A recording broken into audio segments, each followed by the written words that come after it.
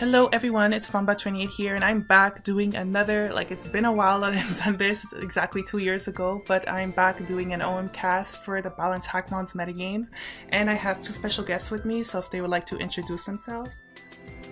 Hi, I'm Mamp, the champ. I think that's the same thing you said last time, 2 years ago. Keeping it consistent. Yeah, that's good. Still the champ, yeah. It's all about the consistency, man. Hey guys, I'm Morogrim. Glad to be here for this OMCast. And you also have your own YouTube channel that I'll link below, that you do your own stuff with other metagames too, so it's glad to have you on. But thank you. Anyways, we're just gonna do an updated video on what's going on in the current Balanced Hackmons metagame, because let's just say the last video I did is pretty outdated to say the least. But yeah, so a lot of stuff's been going on. The whole other metagames community has grown, and the tournament scene's gotten bigger and more popular, and especially in terms of Balanced Hackmons, I see a lot of new faces, and a lot of people that used to tell me that they were kind of scared getting into the metagame, they're starting to join now, they're starting to experiment more, and I think that's pretty cool to see in that sense. What do you guys think about the whole tournament scene in general right now, in terms of Balanced? Yeah, I think it's really good at the moment. I think we're getting a lot more tournaments, a lot more sort of regularly than we used to, and they're all a lot sort of bigger and more prestigious, I guess. Yeah. So it's really good to sort of a lot more opportunities for people to compete and sort of show their stuff. Yeah, for sure. I mean, we have the OM circuit for the first time, which gets a ribbon. That's adding that extra layer of prestige, I guess, to the whole OM community. We also have, I think this is the first time we're going to have an official BH ladder tournament. It's not up yet, but it's going to be here in the spring or something.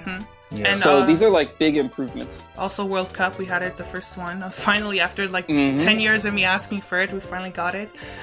Shout out to Team Canada, almost won, but anyways.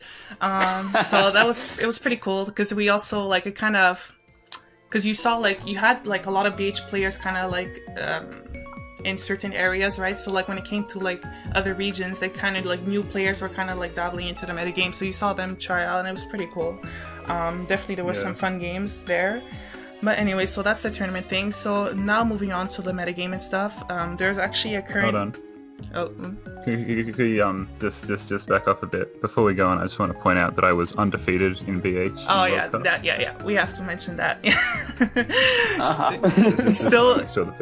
He's still proving he's the champ. But anyway, is this the part we say the actual champs were the East Coast, US East Coast? I mean, never mind. Moving on. I mean, Team Canada would have gotten it if we weren't hacked, but anyways, next year's always we had an area player. Yeah, I feel bad for Australia, man. But anyways, okay, so we're gonna talk about the metagame now. So there's actually a suspect going on. Currently, it's gonna start. There was a poll to kind of discuss what should be suspected or not. So we're gonna talk about sleep and how it's quote unquote negatively impacting the metagame. A lot of people kind of agree with this statement, and just in general, what are your guys' thoughts on sleep on the current metagame? I think personally, the way people use sleep in Gen 7 compared to, let's say, Gen 6 is pretty similar in terms of just the whole spore on PH sweepers.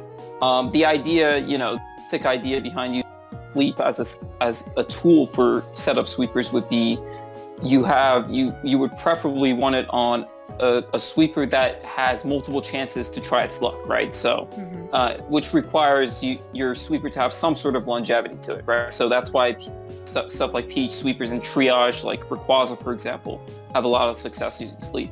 And then when you combine that with potential knockoff support for safety goggles, Spore becomes a very free thing to use, with the exception of, I guess, Magic Bounce and other stuff. But the thing is, the thing that differentiates, in my opinion, between Gen 7 and Gen 6 sleep is the fact that in Gen 7, the thing is, the mons that check.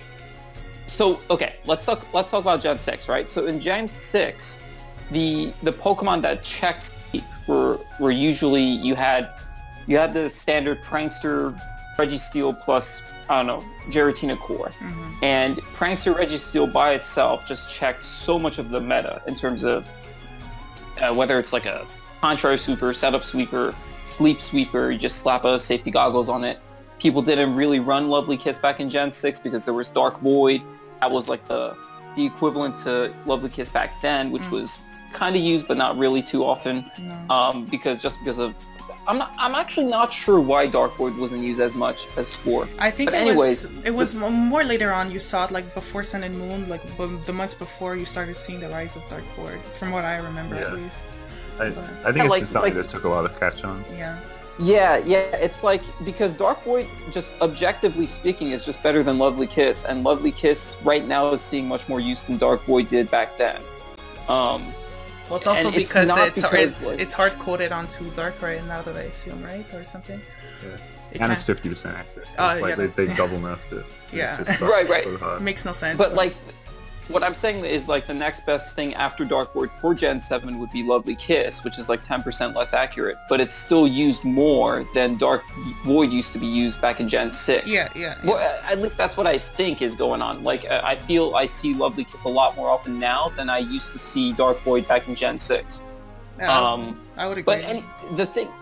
I mean, I don't have like the numbers or anything, so I'm not sure, but it's just like what I see on the ladder. But the point being is, when you have PH sweepers like in Gen 7, the way you deal with them is usually by the new moves. You know, you have Core Enforcer and Spectral Teeth. Those are like the standard staple, setup checks that are used in Gen 7 that weren't available in Gen 6. Back then, you had Prankster Topsy-Turvy, Prankster Encore, those type of moves. And that usually did take care of like the whole problem of sleep sweepers back then. Yeah. Just because, for example, in Gen 6, PH Xerneas wasn't even something people considered that often because Primal Ogre was just so much better.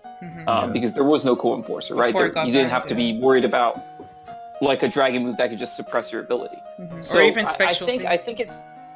Yeah, even Spectral Thief. Like, Regigigas is so important, so good right now. Well, it's seen a little bit of a decline in popularity, but because everyone's preparing for it. But like, but at a Spectral point, it was Thief, really it was highly because considered. the whole Ghost type move, being able to steal boosts, and then being a normal type that is immune to Ghosts, has a lot of value in Gen 7 that it didn't have in Gen 6. But I think it's just a shift in general meta environment that caused like Sleep to become much more, I guess, powerful in Gen 7 compared to Gen 6. I don't know. What do you think, man? I think there's sort of a lot of factors to it. Like, I personally, like, I was one of those people who sort of thought Sleep was broken in Gen 6 as well. So it's kind of hard to argue. Okay, I'm definitely going to agree with you on that one. I think the only reason I didn't feel it like that back in Gen 6 was just because of how rarely I ran into Dark Void. But I remember whenever I ran into Dark Void, it was always the biggest, pain to just deal with that, And I definitely agree. Yep. I also... no, you go ahead. No, you go ahead. You were talking.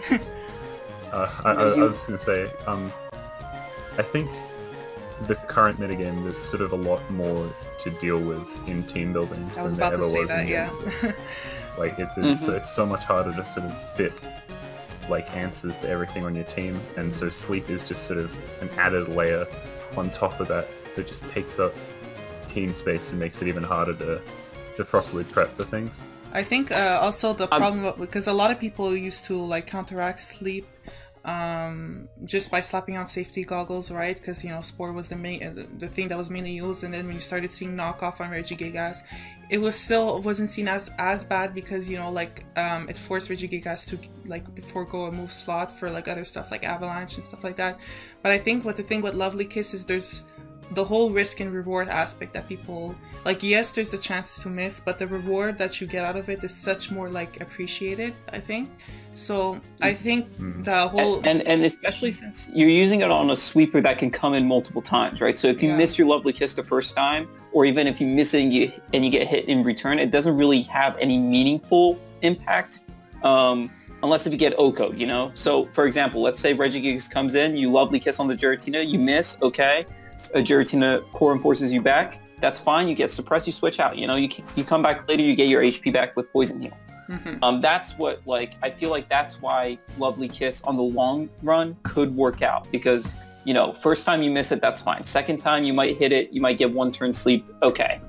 You try again. You try until it works, right? You try until you get 3 turns of sleep, and then everything, you know, goes your way. And I think to add to that, also what helped with your argument is that the whole, when we had the EVs being maxed out kind of thing that happened, I forgot when exactly, but that definitely helped out sweepers. That's when I definitely saw the rise of them and the rise of Regigigas and all that stuff. It's because of that bulk that just allowed them to keep on going, even if they're missing and even if they're needing to knock off and then explore. They just had the bulk to do it, you know. They weren't being O-hold by like offensive threats and stuff, you know. Yep, for sure. I agree. Yeah, Poison also does benefit so much from max EVs. Yeah. Yep.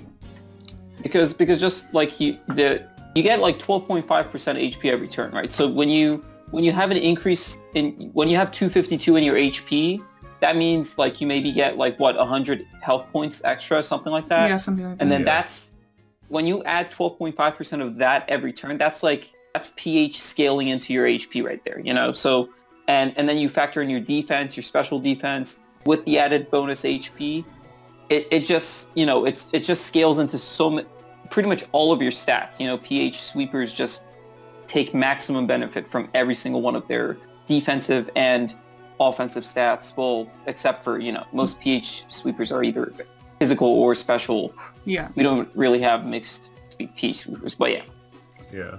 And I think the main culprit right now that a lot of people are kind of complaining about is Xerneas. Not only to the fact that it's immune to Core Enforcer, but also I think having Fairy Stab is really important for it, because it could really, like, yes, a lot of them do run coverage moves like Magma Storm, Earth Power, Secret Sword, whatever you want to do, but the fact that it could just go mono Moonblast and it has the option to use Nuzzle, Substitute, I forget what else, like String Sap, like stuff like, it just makes it more annoying, and the fact that it could just be so hard to deal with, and once Xerneas gets even just 1 boost up or like sleeps its opponent and forces a switch out, they could just like steamroll from there. And I think that's the poster child of like the whole problem right now. And I'm not saying that we should ban Xerneas, but I'm just saying, you know, how it has impacted the metagame.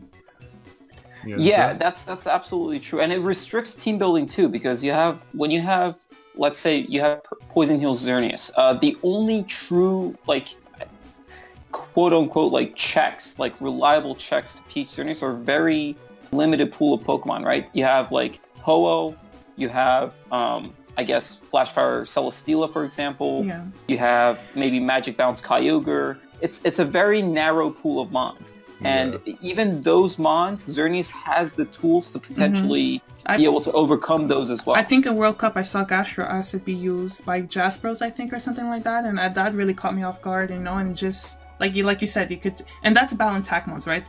You have the option to counteract your checks and counters. Of course, it's by nature of the metagame, but I think with sleep, or like these sleep abusing setup sweepers, it just heightens that to the next degree, because you already have to deal with the sleep, and next you have to deal with like other coverage options, and it just makes these mind games like pretty ridiculous, you know?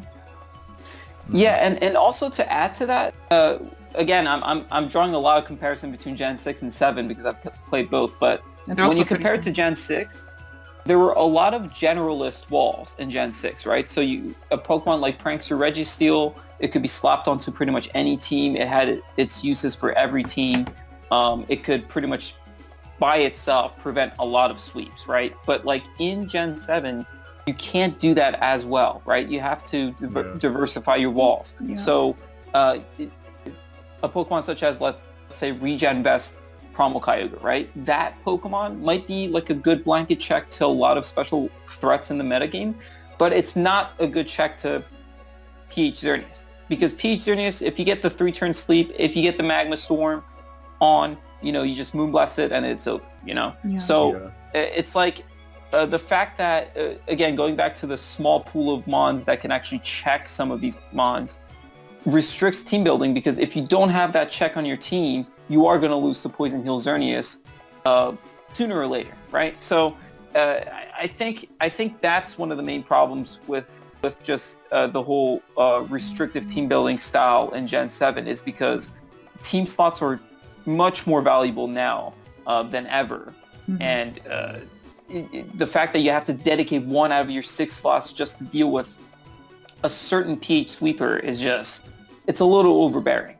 I mean, I've been trying to experiment here and there, trying to, you know, find other decent, like, answers to PH Xerneas just to have, like, a more diverse team building, but I don't know. It's still, you always come back to the same old reliable Pokemon at the end of the day. It's like, yeah, you can do like PH Regigigas with like Spectral Thief, cool, on an offense build, but again, it's just it's a struggle. It's definitely a struggle to build for these kind of mons. That is like a lot of the reason why I sort of want to do something about sleep, is just to broaden the range of counterplay to a lot of PH sweepers. Just yep. I would be very excited about that, because if, let's say, if we have a sleep clause or a sleep ban, right? Regen Best Kyogre suddenly becomes a good PH Xerneas answer. Boom. You don't have to worry about having a Ho team or a Flashfire Celesteela or like this or that, you know? So it's like, and it's not only that, it's just also, there's a lot of other sleepers that, sleep users, sleep sweepers that would fall into the same category. Like, for example, Sleep Contrary could beat really Furco Chansey. Yeah, sleep. It can beat Furco Chansey. So obnoxious. Or like even Sleep Shell Smash, Mega Mewtwo Y, Mega Mewtwo X. I think Mamp used that. Mm-hmm, like it was really, really annoying. Like, you suddenly have all these other options in terms of team building. Like, for example, Furco Chansey is very splashable because, well, not splashable. I mean to use a different. It's a very it walls a huge variety of stuff, right? So you wall most 8s. You wall Sheer Force Mega Mewtwo Y. You can now also wall, you know, Contrary pretty reliably, unless if it has superpower. If Sleep was, you know, banned, or we had a sleep clause or something like that. You could also wall PH Xerneas now, because PH Xerneas can't do anything to you unless if it puts you to sleep for 3 turns. So it's like, I think it's a very good step forward, just in terms of, we'll just see, I think we'll see a much more diverse team building from the player base in general if we get like a sleep clause. It'll just promote a lot of creativity. I agree. And I think I wanted to just bring up the argument, like, as there's the whole, should we do a sleep clause or just ban like Lovely Kiss, let's say. Like, what are you guys' thoughts on that dichotomy? The $1 million question. Yeah. Well, I think everyone knows. My personal opinion is it's a hard ban on sleep, just entirely. But I definitely know where people are coming from when they're saying, okay, let's go with a sleep clause. I guess I think both of you are in favor for sleep clause, right? I would say, yeah. I'm mixed. I think like I'm in favor of sleep clause because it's sort of the more conservative option. Like, it lets us see if the meta is okay with sleep clause, and it sort of then like gives us the option to go further if it's still kind of busted at that point. Mm-hmm. Right. That's sort of why I'm in favor of sleep clause. I would actually, so I think it depends on the ladder. Like, if we're gonna get like a suspect ladder, because I think what was the end result of that poll? It was in favor of sleep clause. Yeah. Right. So we're gonna have like a suspect ladder that's gonna be with sleep clause on it, and then we're gonna be doing matches on that, right? For the Rex. Sure. I'm not sure, because like now the previous suspect we haven't. Yeah, and the approach is always to let like players like participating in the suspect to take advantage of it and to determine based off their like Rex journey, whatever you want to call it, to decide on their vote. So, but it would be cool to, you know, there's arguments in favor and against like allowing it during the suspect ladder, but yeah. I think it would be a pretty good idea just to see what the meta would look like if, you know, sleep was restricted or banned. I would be very interested to see how building would play out, what new ideas are out there, you know, when you don't have to have your 6th team slot dedicated to checking PH Xerneas. What are people going to put in there? Like, is it going to be another defensive mon? Are people leaning towards more offensive options, going back to the whole Gen 6 3-3 style? Like, what are people's like preferences at this stage of the meta? That's something I'm very interested in finding out. Yeah. I guess moving on from that, because we talked long enough. That's a lot. Because okay, so we already covered kind of like the whole aspect of PH sweepers. We have Xerneas, we have Regigigas. Those are the 2 main ones. I mean, there's also we have to mention Mega Mewtwo X that's rising as well as a good Regigigas check. Yeah. Oh yeah, PH Mega Mewtwo X. The fact that it takes like a facade, well, it takes it and then it outspeeds Regigigas. It can take a +1 facade as well, and then force it out. So that's the key fact. Like, I would view PH MMX as like it's a really good steal breaker and at the same time a decent offensive check to Regigigas. It's very versatile and it's very effective. And if people are not prepared for PH MMX, it would destroy you just as hard as PH Xerneas would. Like, these 2 mons are mons that I always consider when I'm building my teams. Am I weak to PH MMX? Okay, how do I fix it? Am I weak to PH Xerneas? How do you fix it? And surprisingly enough, PH Xerneas is also a good check to PH MMX, which it goes full circle, is more popularized. That's a lot of way. Like, I just use Xerneas so much in all my teams because it's like it just gets so much momentum on PH MMX. There's so very few Pokemon that can do that. It's crazy. Like, PH Ogre cannot do that because it gets 2-KO'd by low kick. Yeah.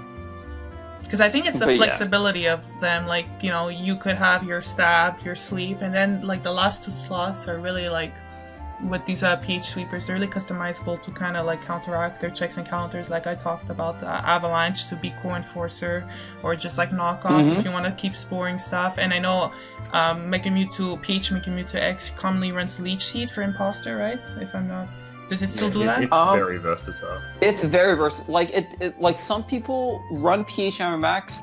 I think PH MMX right now is so versatile that people would run it just to cater to their niche of the team. So, for example, I've seen Toxic Spikes Mega Mewtwo X PH for Merciless teams. I've seen Glare Mega Mewtwo X for, you know, Paralyzed spam teams, you know? So, like, you can do a lot of things. You could set hazards with it. You could set up with it, maybe. I don't know. Like, the only requirement that PH Mega Mewtwo X has is some fighting stab just to deter, you know, dark types, steel types from wanting to come in. That's all. The only requirement that PH Mega... Yeah, that's it. Like, you have low kick / close combat, I guess, if you want to do more damage to to Mega Audino. But like, other than that, 3 moves pretty free. You could do knockoff Spore if you want to support your Regigigas in the back. You could do like a lot of things. I've seen Sunsteel Strike recently, which is it's pretty, because that just took a Xerneas switching in, and like you take a Moonblast from it. So I've done Anchor Shot just so I'm imposter proof. Like, I can trap the imposter, and I could also be like the fairy switches that want to switch into low kick and whatnot. But yeah, it's just so, some people, I used to run U-turn on PH MMX just to bait in the Giratina, U-turn into my like Specs Mega Diancie or whatever I have in the back, you know? I like U-turn on a lot, and that's really good. Yeah.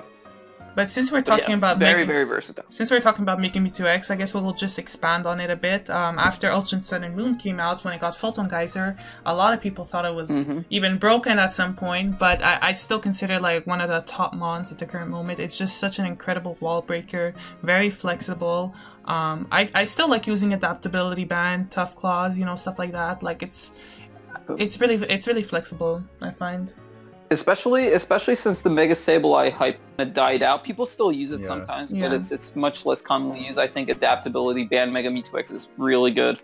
But you also have to consider there's a lot of Psychic type walls like Mega Bro or Cresselia running around as well these days, because so a mon like Cresselia has the advantage of being able to check both Mega Mewtwo's at the same time, and that's really powerful. Mega Slowbro can check most variants of Mega Mewtwo X, depending on what set it's running, and it's also a decent like just physical wall in general.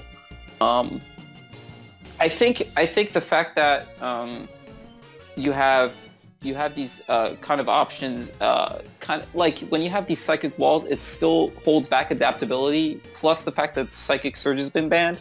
But I think it's still very strong. I think, however, Tough Claw's ban might be better at the moment in terms of just a choice-locked Mega Mewtwo X wall breaker or refrigerate/pixelate.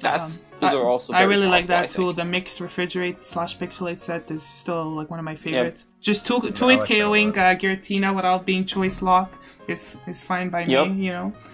Is very good, and also the fact that you lure in those mons and you knock them out or like bring them in range of your other mons is very powerful. Because I can't tell you the amount of times where I faced like Giratina plus Yveltal Core, and it's just like you're in that moment with your banned Mega Mewtwo X. It's like, God damn it, should I click close combat or just go for Photon? Or like Photon, right.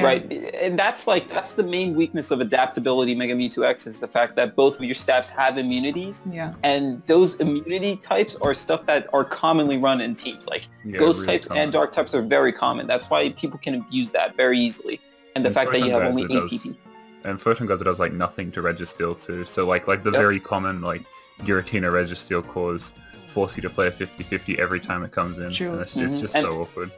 And I think that's the main reason why I ban Tough Claws is superior, because ban Tough Claws doesn't even run Photon. It just runs close combat and then 3 coverage options. One of them being really versatile. Yeah.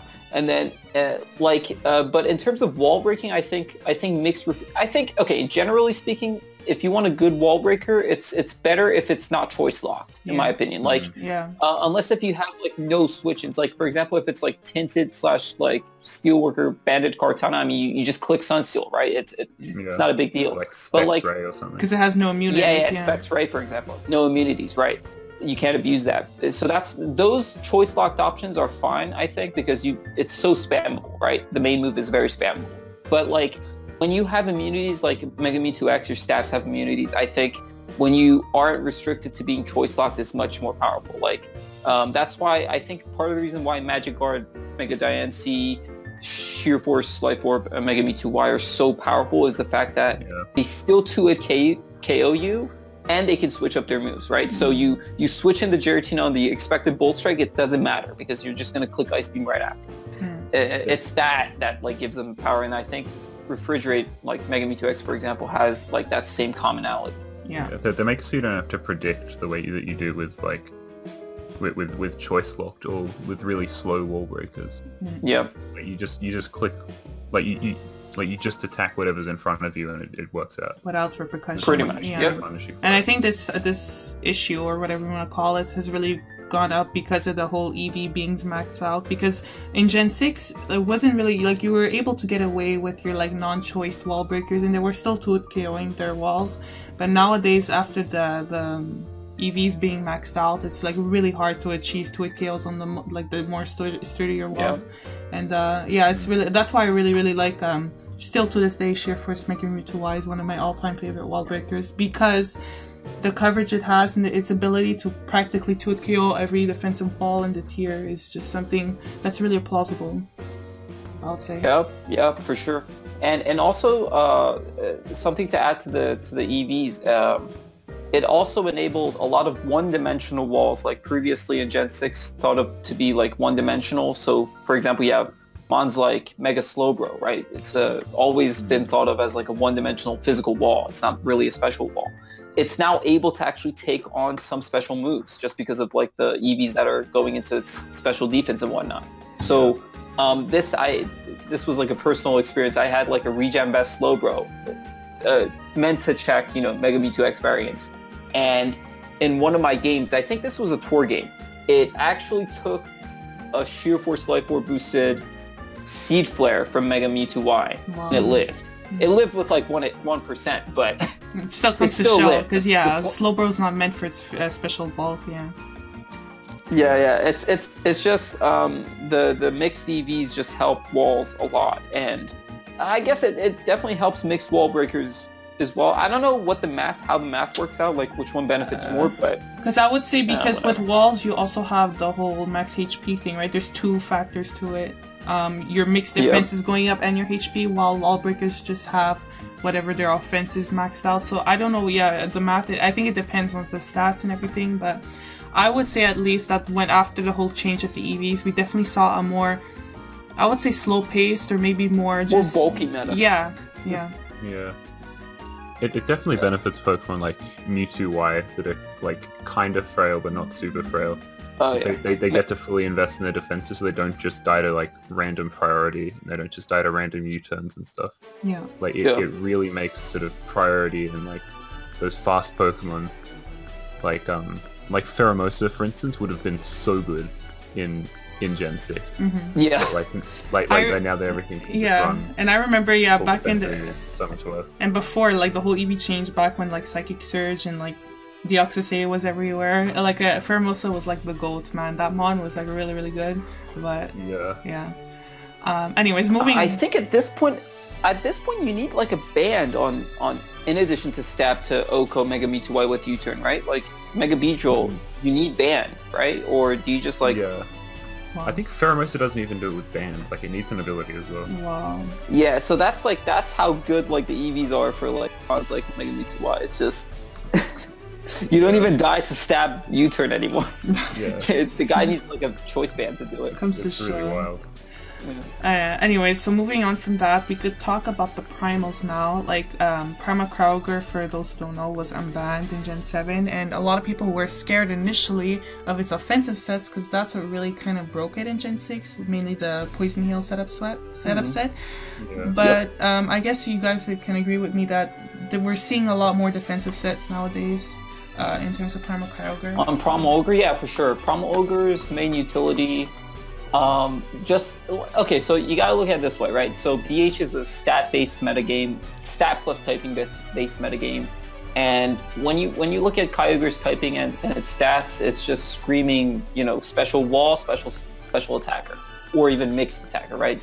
150 attack is like not bad at all.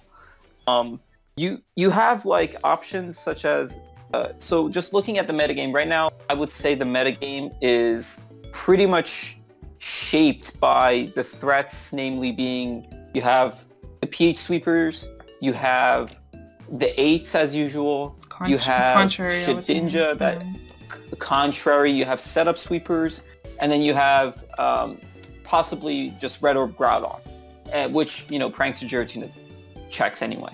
But like when you have these threats in play, Primal Kyogre's niche becomes much more well defined. You have options for when you're looking at these threats.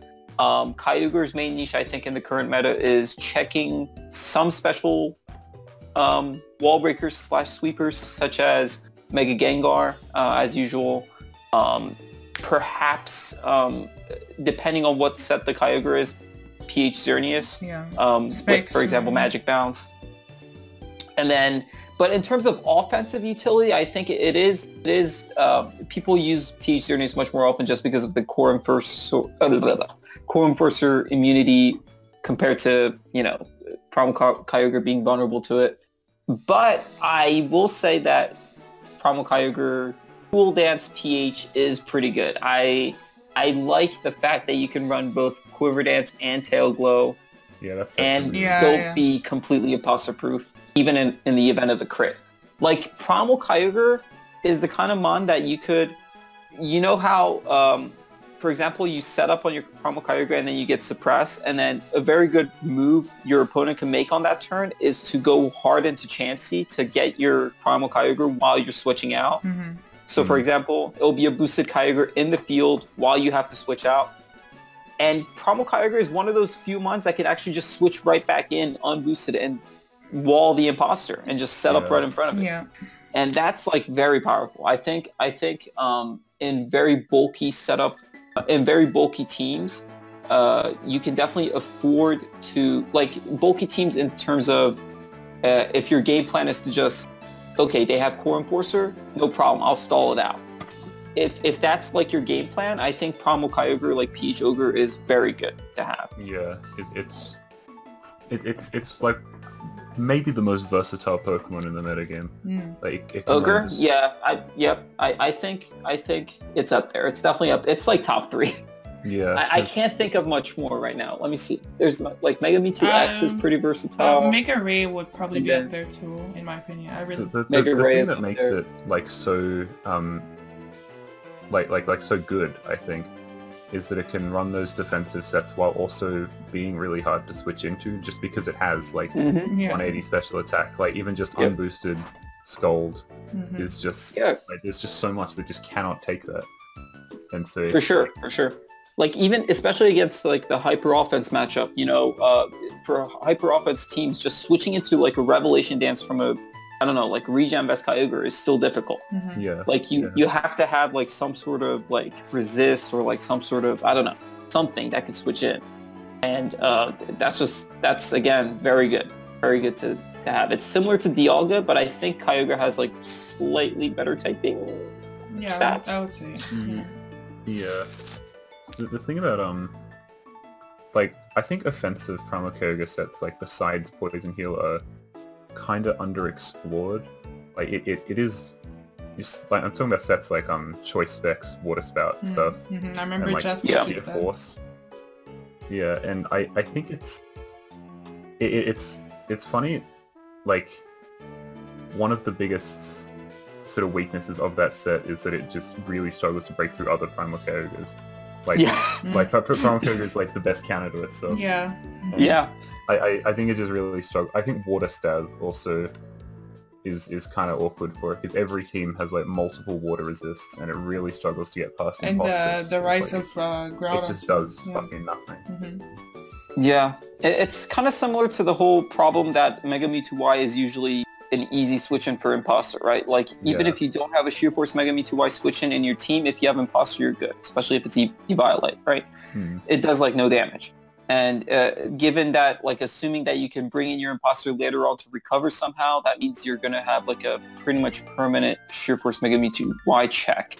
And that kind of ties into that whole idea of imposter proofing and its different levels of imposter proofing, but we'll talk about that later, right? That's like down the list. But yeah, I think the whole idea of offensive Primal Kyogre, I think Specs Tinted Lens is very good. Even without range support, it does a lot of work, especially if you have like some sort of knockoff support, manage to knock off like that Regen Vest, the vest from that Regen Vest wall coming in. Very good. Sheer Force Kyogre, even without Bolt Strike, is very good. I know you had like a set with like Shell Smash, Steam Eruption, Bolt Strike. I think that's quite good. But Ice Beam. I agree, it's really good. I was like, early on in Gen 7, I was looking to explore other Sheer Force options, and I thought, wait, why don't people use Sheer Force Steam Eruption, like from Kyogre? That's like much more cool than like Psychic Life Orb from like Mega Mewtwo Y, and I realized very quickly that Imposter is a much bigger problem for Kyogre than it is for Mega Mewtwo Y, but like still you can get around that using different strategies. Like for example, if you have like a trapping move plus setup plus eruption on your Primal Kyogre, that's like one solution. That's like Steam Eruption, Ice Beam, Thousand Waves recovery on Sheer Force. Primal Kyogre like beats Imposter. It beats Imposter, and it still wall breaks very well. I mean, it has like the water ice misses coverage. a few of the bulky waters that you get with Bolt Strike. And or even like the Shell Smash set with Bolt Strike, if you set up while Imposter switches in, guess what? +2 Bolt Strike coming your way, right? So, and then can you EV in a way that just gets the OHKO at +2? You can. You can. So that's even worth it. That's like it's a roll to KO even with max defense. I see. But like, I'm not sure if it's worth the loss in physical bulk. Because you're more prone to speed. But even in terms of defensive sets, I still find Magic Bounce and Unaware like the prime sets besides Regen Vest. Like, I still like Regen Vest, but I think especially Magic Bounce offers a lot more utility in terms of checking pH turn and even unaware, you know, still on like stalls. I really like that. But yeah, I think like you I'd say in the current meta, Best is definitely like the most used Kyogre set. I'd say it's like the most viable one out of the bunch. I'm not saying the other ones aren't viable. It's just like the best, like the most viable. But I think Unaware generally as an ability has been on the decline recently, just because of how many ways there are to just bypass Unaware. There's Photon Geyser, there's Sunseal Strike, and there's a lot of mons like, for example, +6 Kartana. It doesn't care if you're unaware. +6 Kartana just clicks Sunseal Strike and it OHKOs you, even if you resist it as a Kyogre. Photon Geyser is even worse, you know, +6 Photon Geyser just like straight up OHKOs. But the main issue with Unaware is, it doesn't deal with the Sungeist Geyser moves, and it doesn't deal that well or that reliably with Contrary either, because Contrary has so there's 3 main Contrary sets out there. I'd say Contrary Rayquaza, Contrary Mega Mewtwo X, and then there's Contrary Mega Mewtwo Y. There's other Contraries out there too, but like I'd say these are like the main. If you're prepared for these 3, you're pretty much prepared for all, in my opinion. And usually you cannot prepare for all 3 of these with just one Unaware mon. That's like a huge problem, because if you versatile as well. Like if you have like Unaware Kyogre, you suddenly lose to Superpower Mega Mewtwo X. If you have like Unaware Mega Aladino, you suddenly lose to, I don't know, like Mega Mewtwo Y. If you have like Furco Chansey, you lose to Superpower again. It's just problems like that makes like Unaware just like not really. And like I think I think a lot of walls nowadays prefer like abilities that actually help it, like check, like just wall breakers in general, not even setup sweepers, like you have your fur coats and other stuff like that, you know what I mean? So, or poison heal too, that helps with the recovery. Like the whole aspect of checking setup with Unaware is not as important when you also have Prankster Destiny Bond, Prankster Encore, and like stuff that's more common, and just in general like Spectral Thief. I think it kind of made people like less reliant on using Unaware, besides having those ability ignoring moves. But yeah, like the way I see it is Unaware is a very reactive ability, and then in the current meta of BH, I think being reactive is very bad. I think you have to be proactive if you want to be successful. Like once the Pokemon hits +6, it's already most likely too late. Like Unaware is not going to stop that. You need to be able to prevent the +6 from sweeping you in the first place. How? That's why Prankster is like so common, right? You just haze it off. You Prankster haze it. So like being proactive in that sense, I think is much more valuable in the current meta than like being reactive. And I think back in Gen 6, you could get away more often by being reactive. Because, you know, Prankster Registeel, if you clicked your setup move, you're going to get encored into it. There's no way you could. There's no Dark type being immune to Prankster or whatnot, no Dazzling. So it's like, back then it was like more forgivable, but like now I think it's a meta that's much more unforgiving in terms of if you let your opponent set up for free, you're definitely gonna lose something. You might not lose a the bat, but you're definitely gonna be put in a much more disadvantaged position. Okay, so moving on from them. Oh, sorry, no, go ahead. I was say, like, I think the issue with Unaware is like not just that it just like doesn't deal at all with like most common setup, but also that it's just really easy to wear down. Like the fact that it's like it doesn't give you any the residual recovery that stuff like Regenerator and Poison Heal does. You're fully like you're fully prone to status and whatnot. Like stuff can just set hazards on you for free. It's just very passive, like, and like, I think it's much more risky as well, because like let's say you're up against Rayquaza comes in and you don't know what kind of Rayquaza, right?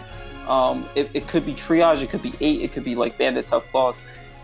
You switch into your Unaware Kyogre maybe, or like your 8 switch in thinking it's 8 or Triage or whatever, and then you get hit with another move.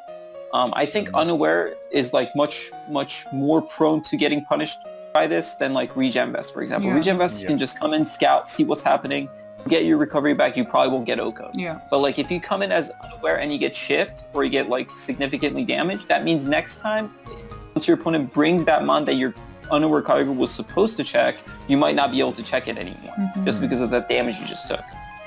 Yeah. It's like that's another reason Prankster is just so much better, is because like it's really hard to wear down a Prankster Pokemon, because if they ever get into freeze, then they get to heal up. Heal up to full pretty much, yeah. Yeah. It's just hard to punish. And Prankster offers like a lot more utility besides just checking setup. Like, Prankster is just a really good ability in general. And speaking of which, Prankster also has the additional utility where you have more versatility as well. Like Prankster could actually, in some cases, check banded wall breakers. How? You have Prankster Strength Sap. So, like, I've seen a lot of Prankster Giratinas that have dual recovery. They have like recover and Strength Sap. So, like, you easily, this allows them to easily switch into, let's say, Tough Plus Mega Me 2X. You won't get O-Code. If you don't get O-Code, you Strength Sap back to full, no problem. And they can OK you after that, unless if they get a crit, of course. But yeah, the point is Prankster is just much more versatile, answers threats much more efficiently, and much more reliably, and Unaware just doesn't do any of these things. Anyways, moving on from that, we could talk about the other Primal. For those who don't know, Primal Groudon got, well, banned per se, where it can't run any other items or abilities as its primal form. It's stuck using Red Orb on a regular Groudon, but that didn't stop it from being like rising in usage, and nowadays you kind of see it quite often, and it's pretty good in my opinion. Do you guys have any thoughts on Groudon in the current meta? I think I think the rise of that like Shell Smash Floor Cannon set is what sort of really like set off people like starting to realize that mon is just really good, because that like there's just so many teams that just lose to that instantly. Like it's hard for Imposter to switch into and beat like the fat dragon types that most teams rely on to deal with Primal Groudon, and like Desolate Land V-Create, even with no item, still just it like tool quails a lot. To OPO. Like pretty much anything that doesn't resist it just dies to that. Like even stuff like Mega Ordinary. O-Code by V-Create. I think generally Primal Groudon is one of those threats that is like while it's not like maybe as high ranking as Mega Rayquaza or Mega Mewtwo, it's similar to Shedinja in the sense that it restricts team building in some sort of way. So you have Shedinja where it's easier to deal with if you have like just a ghost type on your team. But the fact that you have to think at the back of your head every single time you're building a BH team that I need some sort of Endeavor switch, right? That is the kind of pressure, that's the kind of impact I think Shedinja has on the meta. Just the fact that every single time you build a team, you have to have that in mind. Otherwise, you're going to auto-lose to Shedinja. The same goes for Groudon. If you don't have something like a Zygarde or a Giratina in your team, you're going to lose to Groudon.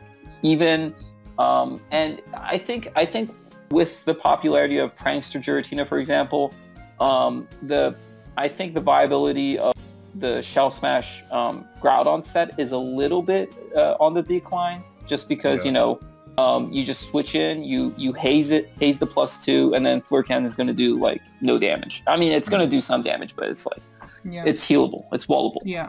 But one set that's been seeing a lot of popularity is the Anchor Shot Bolt Strike V-Create. I love that set. That's really good. That's very so that set is basically taking what I said, that if you don't have Primal Groudon, if you don't have Giratina or Zygarde, you're going to get 6-0. That's taking that and just putting it in the team into the literal sense.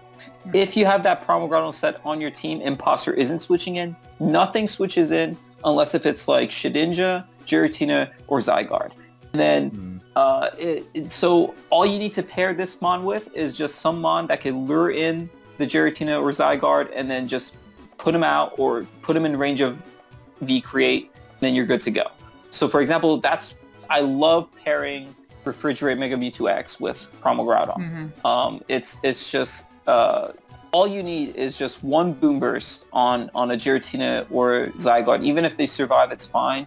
They'll be in range of the Groudon, and that means next time Groudon comes in, you just click V create and you get a KO pretty much. And I've been seeing that trend a lot, and that's why I like using Soundproof Mega Bro, because even Bolt Strike, if you're like max defense, like is not like 2-hit KOing you for the most part, and it helps check 8 Mega Mewtwo X, because I've been seeing that on the rise with Primal Groudon especially, so that's I think the rise of Mega Slowbro usage is directly correlated to Primal Groudon, in my opinion. Besides also checking you gotta be careful of the Mega Mewtwo X too. You gotta be careful of the electric terrain setters though, because that Bolt Strike will 2-hit KO you on terrain. Yeah.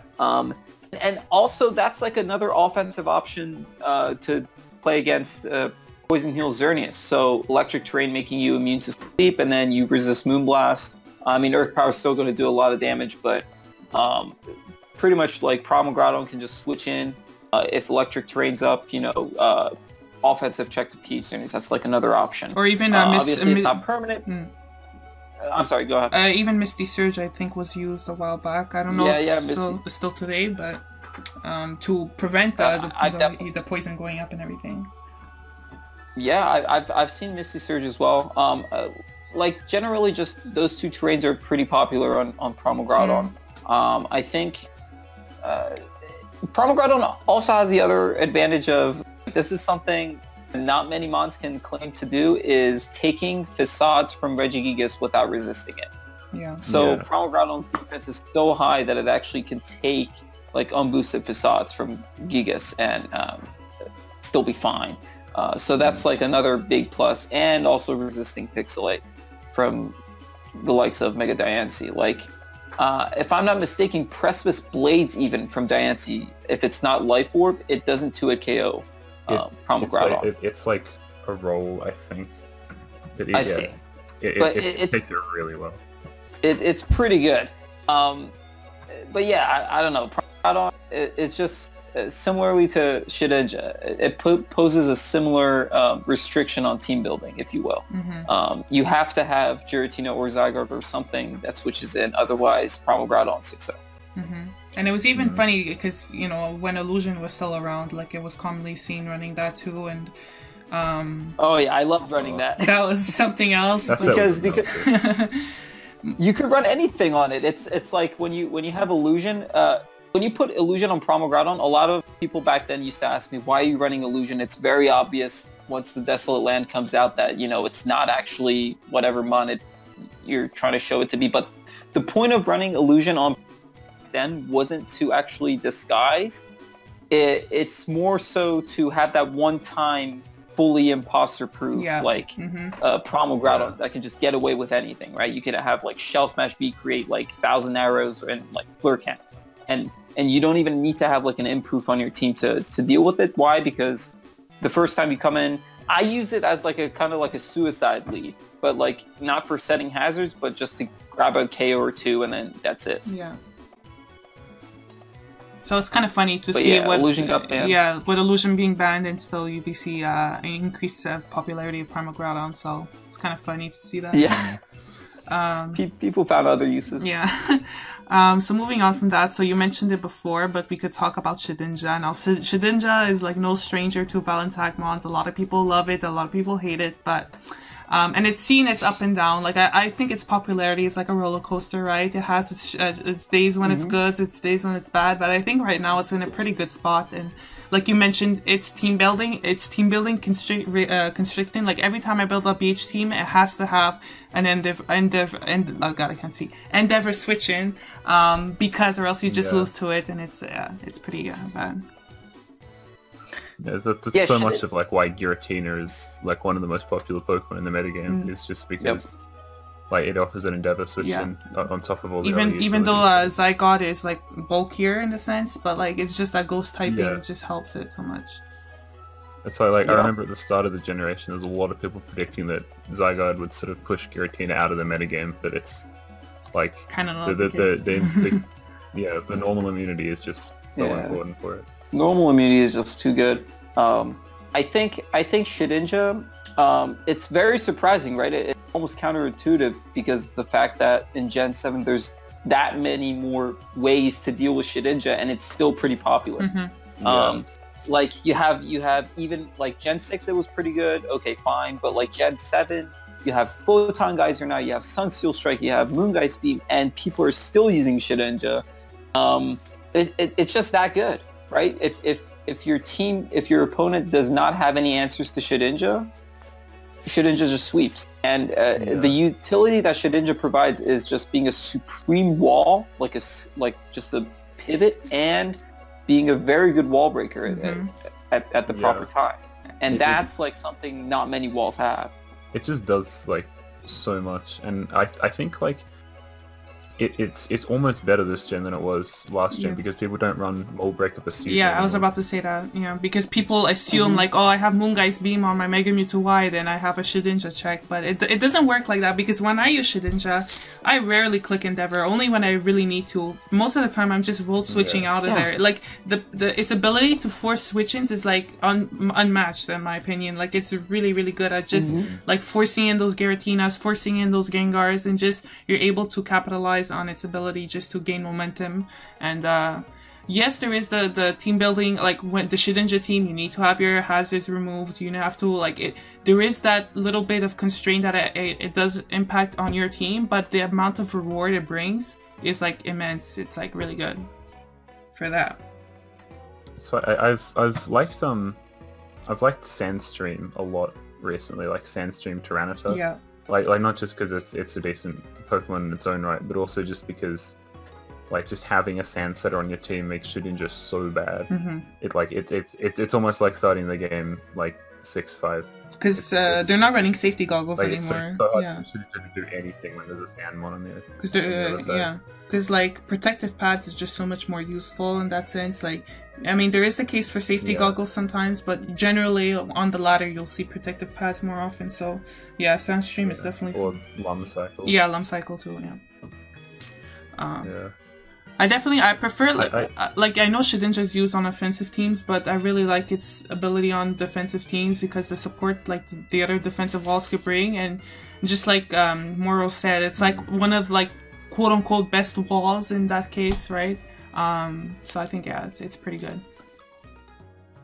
Yeah. There's a certain team structure that's sort of been popping up like a lot recently, which is the sort of Shedinja semi-store with like one, like one really strong wall breaker, like Mewtwo Y or like Mewtwo Y or Kanga. I think it was SL42 that made that team. Yeah, the Cityscapes team, but like that sort of structure is like really common right now, and it's really powerful because like Shedinja just does so much for that team, like not only providing like a really strong imposter proof, like allowing you to just run a very powerful wall break without sort of having to worry too much about like running some weird wall to deal with it, but it also like gives you the momentum to get that wall breaker in consistently.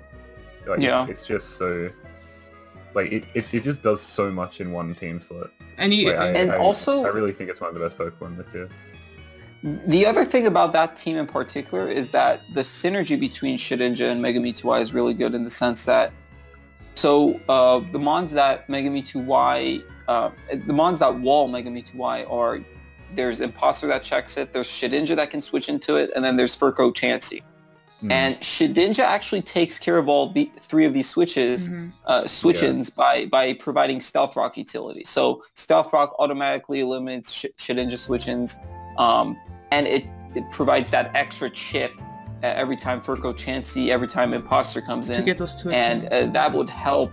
Yeah, it helps Mega Mewtwo Y eventually get those KOs. It's not going to be like instantaneous, but down the road, every time Furco Chansey switches on a Stealth Rock, it's going to be taking 12% more damage, and then it's going to have to recover much more often, which ends up, giving the advantage to the Mega Mewtwo Y team. And kind of the opposite of that too, it was the team that I think Volk and Klang made for World Cup.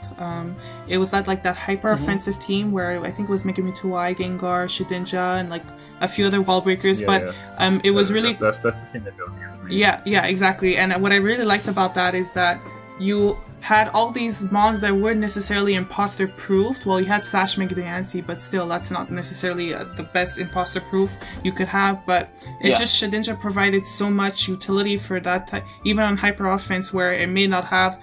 Even though I think Gengar or something had rapid spin, but like the other offensive mons may not offer that much utility that on more defensive teams that it may be better on. But like the fact that it could just emergency check so much and provide that momentum for the wall breakers to come in and or the setup sweepers and just like go crazy is like really, really cool. So I'm liking how it's being used more out of the box type of style than those general Shedinja balances or like Shed plus Kanga type of teams, you know. It's the creativity is pretty cool. And one thing I need to try again, I know it's not as popular, but like you mentioned before, the whole recycle set or like Whirlpool and stuff like that, like more like those Gen 6 sets that I think they have a lot of merit still to this day, and something I definitely need to try. I for sure agree with that. I actually Pain Split, I think, on Shedinja is very underrated. Yeah, Pain Split. So back in Gen 6, there were two main variants of Shedinja. There was the contact Shedinja and there was the no contact Shedinja. Yeah, exactly, yeah. So contact Shedinja was usually, well, both of them had Baton Pass, I think, but like contact Shedinja was the one with the Endeavor Ice Shard or whatever, the whole Endeavor plus Priority moveset.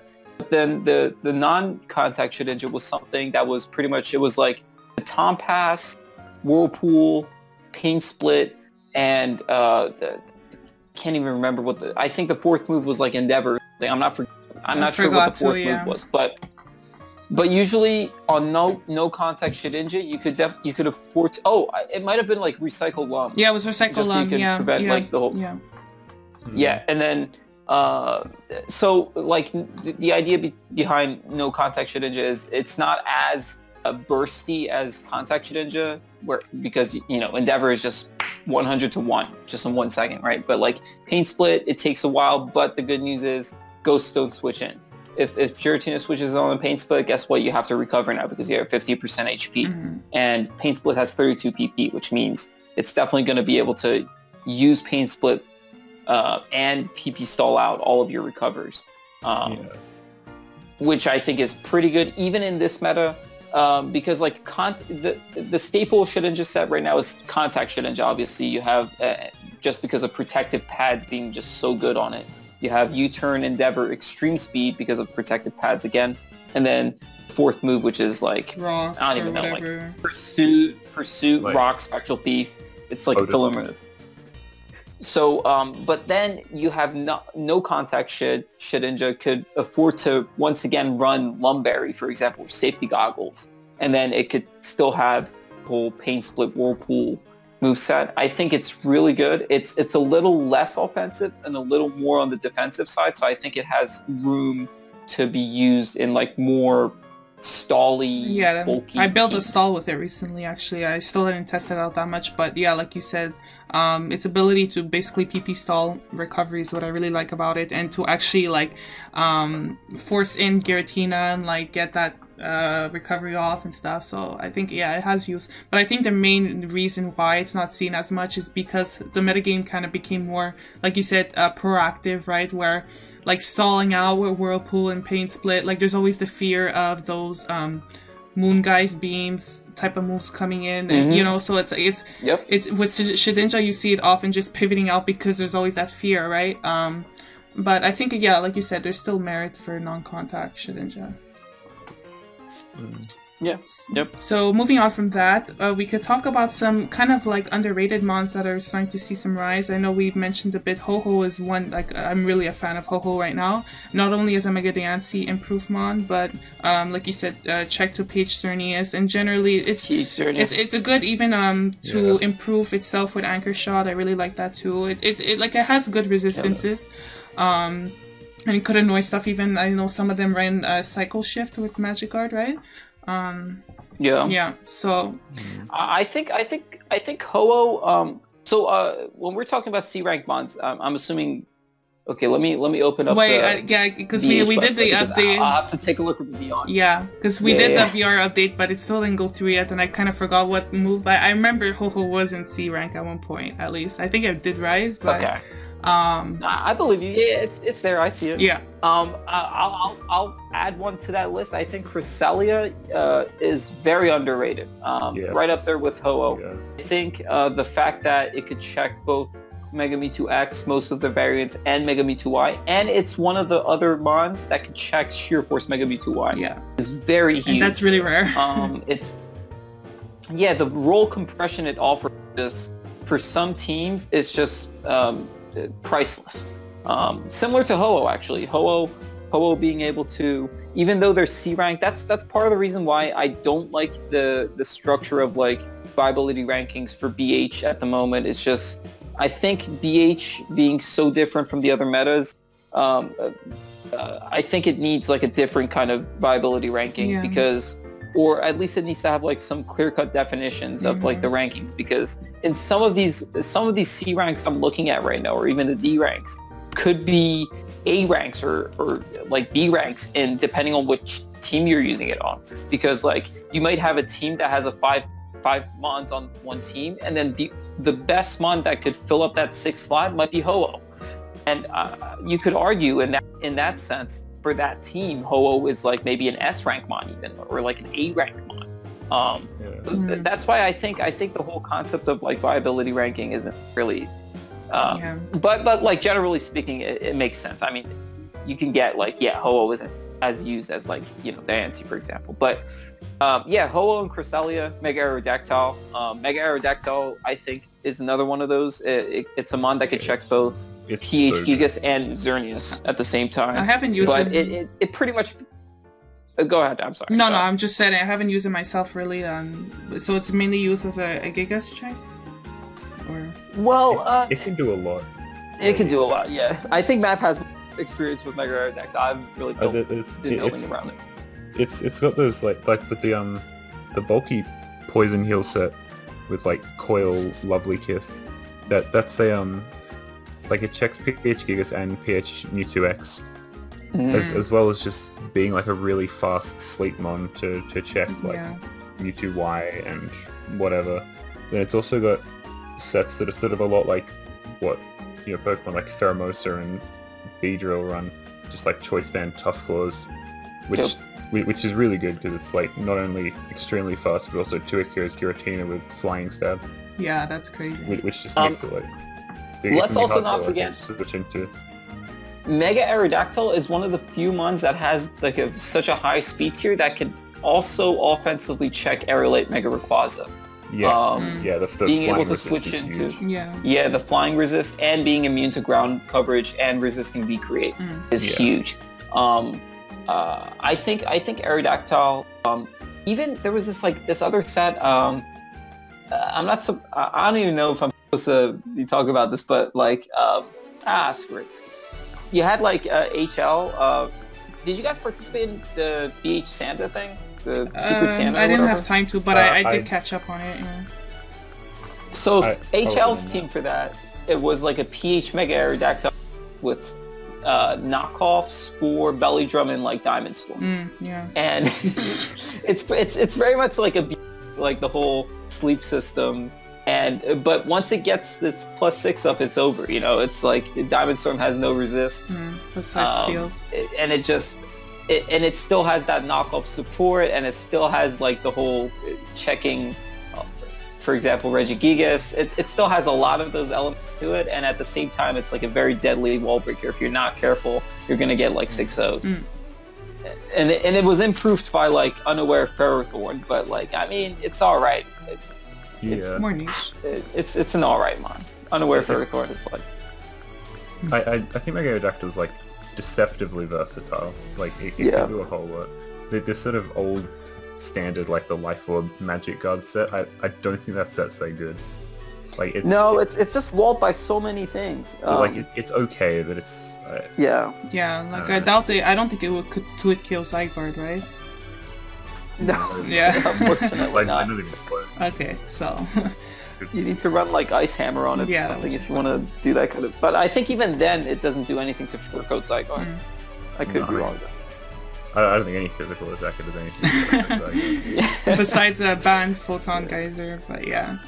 Another thing we can talk about is the whole bug types rising. I never really caught on to that, but like Pheromosa and Mega Beedrill type of the new wave of that, because they fast and they check Mega Mewtwo and are generally pretty strong. Again, I'm not too well versed in those mons because I don't really use them a lot, but if you guys have more commentary. Yeah. What's so good about them is that they force out Mega Mewtwo Y with a really strong U-turn. So like if you get them in on something like Mega Mewtwo Y, or even like a weakened Mewtwo X, or just whatever, like something that's threatened by U-turn, you either get a kill or you get a ton of momentum, and it means that Pokemon like Giratina that would usually check them, they can't just keep switching in. Like, you can keep pressure up on them because like Tough Claw's Pheromosa Choice Band U-turn does like 25 to Giratina. Wow. And then you turn into like Diancie or something, and you can just keep the pressure up, especially with hazards. Like, it is really hard to deal with over the course of a long game. They're really good speed control as well. And like Mamp said, they're really good on momentum-based teams, like Volt Term teams, where you don't even intend on clicking other moves. I mean, you obviously have 3 other moves, and then you'll probably be using them later on in the game, but early on, you probably want to just click that U-turn, get that chip on, Giratina or whatever, force it out, and then Giratina can't do that all day. Especially, like, I think when paired with hazards and, like, a complementary wall breaker, it's very devastating.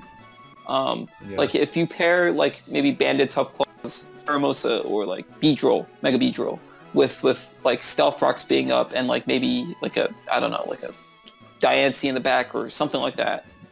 Very, very powerful combo right there. I know that there was someone... Or even like Magic Guard. Yeah, someone brought up Poison Heal Pheromosa. Is that really a thing? Or... Because like...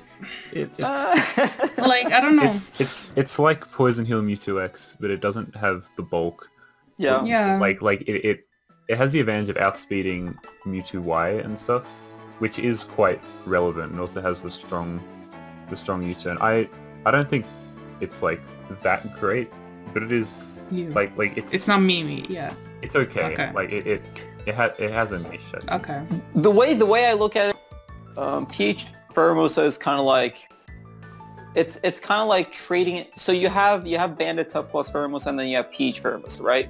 I think PH Pheromosa is pretty much trading in that extra power from Choice Band for more longevity. I think that's what's happening there. So it's kind of Pheromosa you want to use on a team where you don't have the best hazard control. So but you still want that speed control of Pheromosa, and you don't want to like lose Pheromosa to like rocks like after X times switching in. So you run like PH on it, and then you pretty much have that control still. You have a little bit of a weaker U-turn. You might need to U-turn twice on Mega Mewtwo Y to KO it, but you won't get KO'd that easily. It's like this. It's kind of like Lefty's Mega Diancie in a sense. It also has the benefit of being able to sort of like cheese through a lot of its checks with knockoff plus spore, and like it beats Imposter harder than other Pheromosas do. Yep. The knockoff utility is also really huge, man.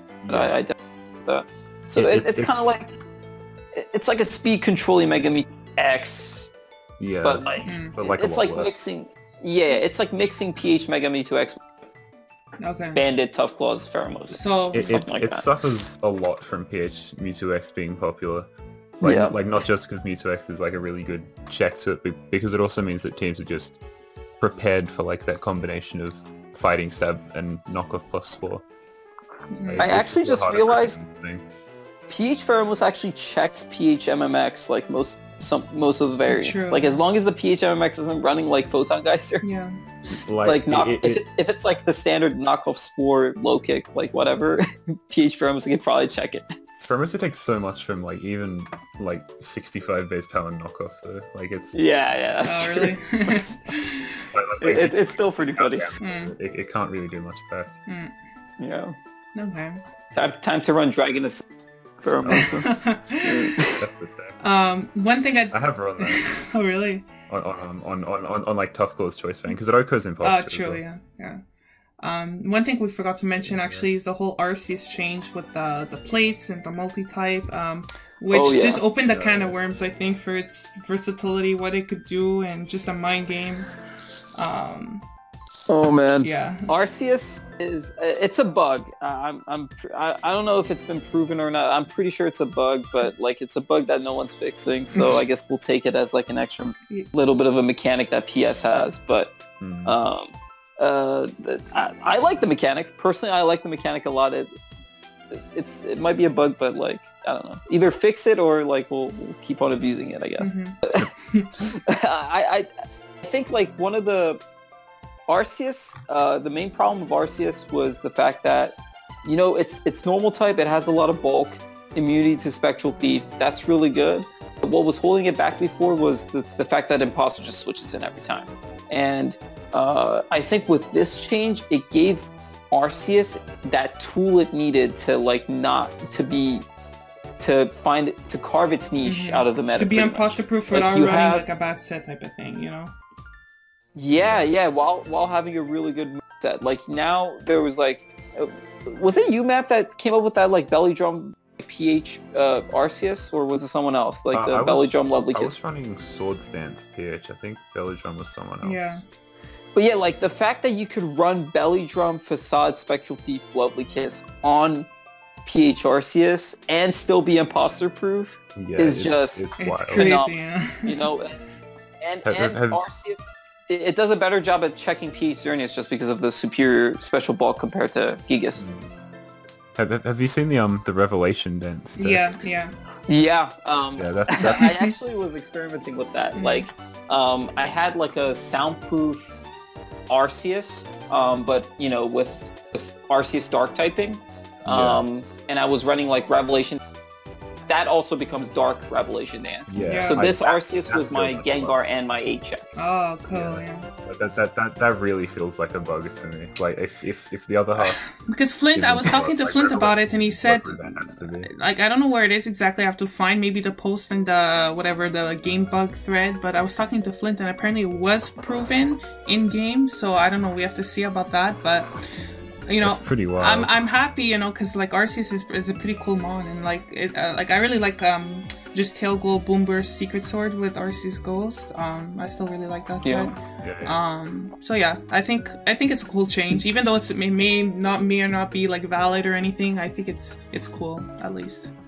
It brought something. Yeah, I think it's an interesting mechanic for sure. It allows for a lot of sets that people wouldn't usually run otherwise, like the standard Boomburst, you know, Moongeist Beam Boomburst Tail Glow set, Hex 8 very well.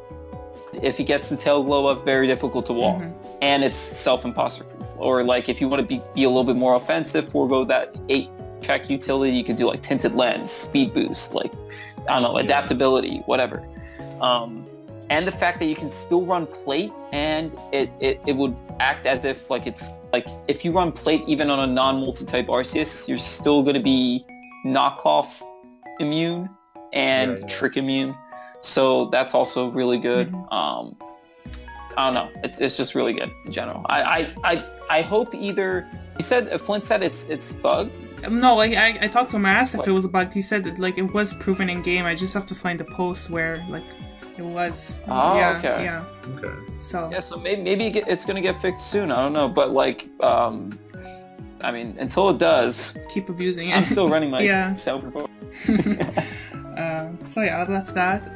Next we could talk about so like we mentioned with sleep setup before, and like we're focusing right now on sleep as the main issue, but a lot of people brought up in the thread that, you know, maybe it's the setup moves that are causing like the abundance of sleep abusers and all that, and like sleep plus setup is broken, but setup is like the main broken part, but setup's always been a topic of like conversation in BH, where like at the beginning of the metagame when Psychic Surge was still around, Shell Smash, Focus Sash mons were everywhere and all that jazz, but I think nowadays it's mainly Shell Smash, like the main poster child of setup, but it's just, it's hard to argue. I find with sleep and setup in the tier, it's kind of hard to argue what's more broken. It's like, because they both help each other so much. Like there's a lot of like, I know not all sweepers run sleep, but like a lot of them do, and I think it's hard to determine what's worse, you know?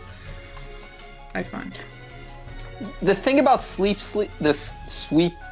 oh my god, sleep sweepers. Yeah. The problem with these is that it's difficult to imposter-proof them at the same time. That's why, again, why you see a lot of PH mods being the main abusers of this mechanic, because obviously you're toxic, so you're not going to be sleeped. And it helps them beat the imposter 1v1 because you just put them to sleep and you set up again or whatever.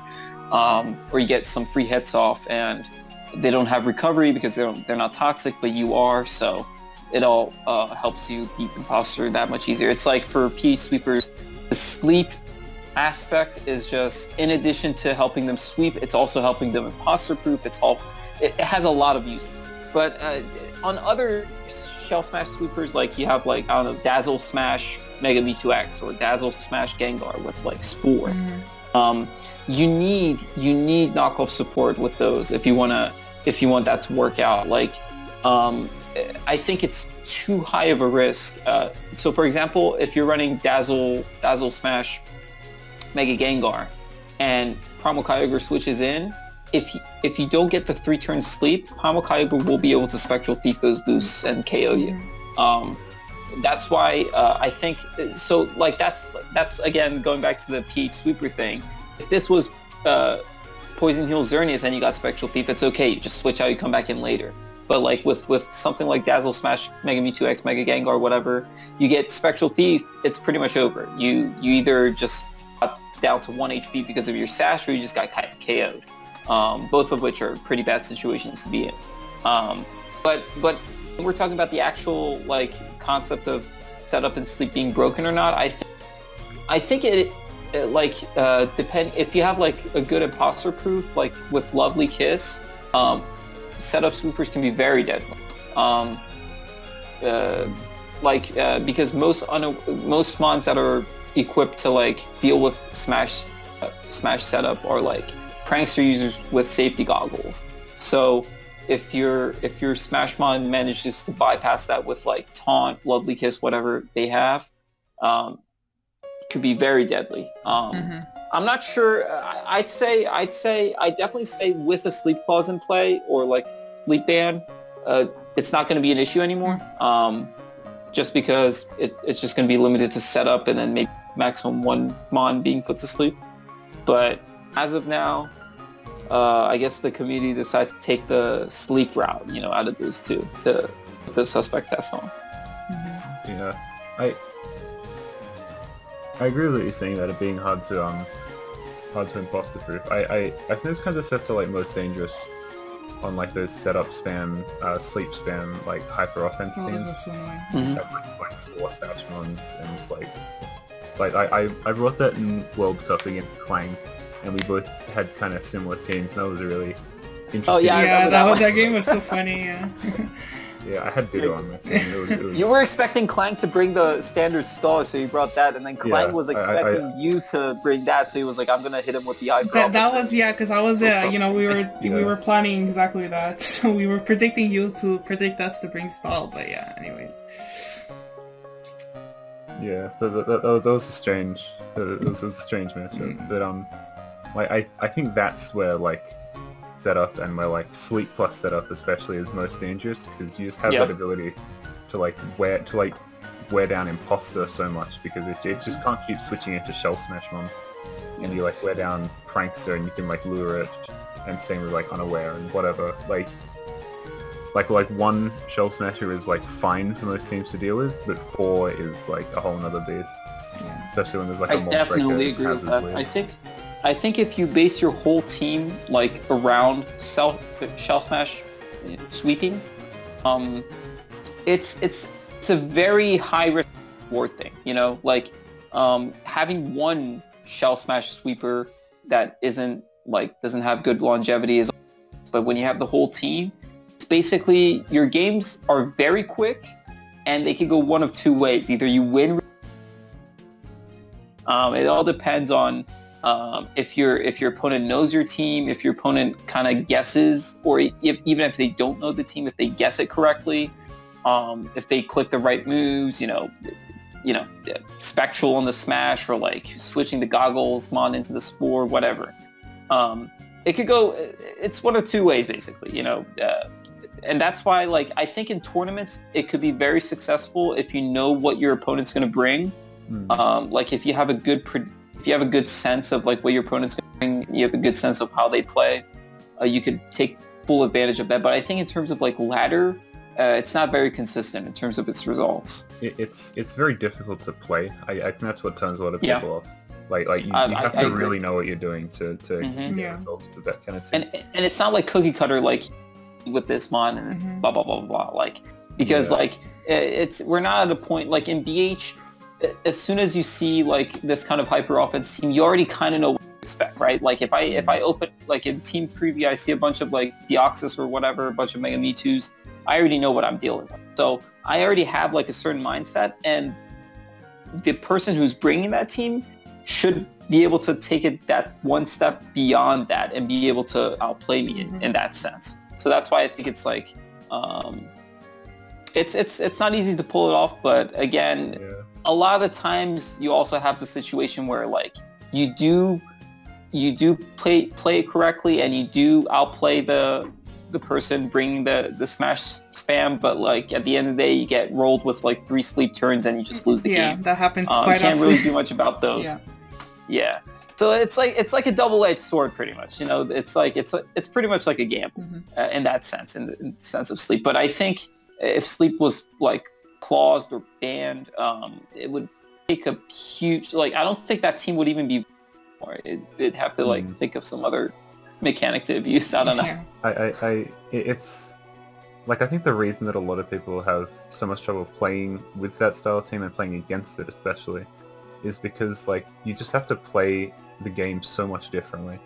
Like you cannot like you can't play against that kind of like smash spam hyper offense the same way you'd play against like balance, you know, 3-3 pivot balance or whatever. Like yeah, you sort of have to have a different mindset. You have to be much more willing to like take risks and to sack Pokemon when you don't need them.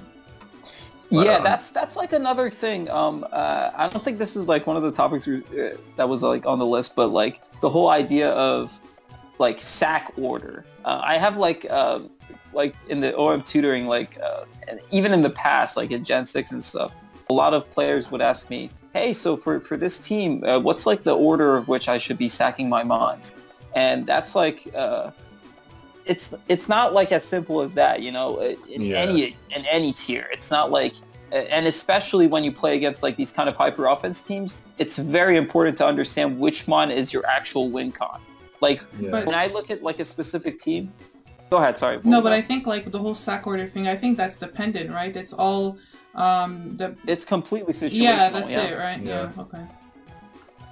Like that's what I always tell my friends that like ask me these questions. It's like I can't answer that question when they ask what's the sack order. I say, well, it depends what mons they have and what mons you have. You know, like sometimes you might want to sack that regen best Kyogre, but sometimes it's like your win condition. It all depends. But like it's especially important when you're playing these hyper offense matchups where your games tend to last less than like 50 turns, sometimes less than 20 turns. Game might be over, so you better have like a very solid like game plan, and you have to be willing to change that game plan in a moment's notice. You know, maybe turn 2 something happened you weren't expecting. Maybe the Mega Mewtwo X was like not smashed and it was like no guard. You know, you have to be able to adapt and be like, okay, this happened, what do I do now? But what's the new revised like win condition? Who do I sack now? And it's interesting you brought that up because I remember when I don't know if you RMT'd it, but when you made that hyper offense team with Slacking, it was really interesting because that was at a time where the main norm with BH was your 3-3 pivot balance, where a lot of people, or like stall, like some people, even though it kind of died down, but like a lot of people are scared to run hyper offense because there's that stigma, I guess, or that mentality that you need your Registeel plus Giratina to, you have to check this and that. But the whole hyper offensive mindset, and that's something I've been wanting to try out more often, is like, maybe you can sack mons and it's like play with momentum, not just like like you said, proactive and not reactive, you know what I mean? Not need to necessarily rely on your walls pivoting in, but just, you know, sacking that mom and then taking advantage of that and like setting up here. And it's interesting, especially in balanced Hackmons, where you have walls that kind of could just like sit on a bunch of wall breakers. But yeah, I like that whole concept of hyper offense in balanced Hackmons, because a lot of people said it was a dead style, but I tend to disagree, especially with Sleep. That's another story. But besides that, well, actually, funnily enough, like the hyper offense in my RMT didn't even have any sleep on it. Like even the slacking was like Facade Spectral Thief of Avalanche. It wasn't even Lovely Kiss.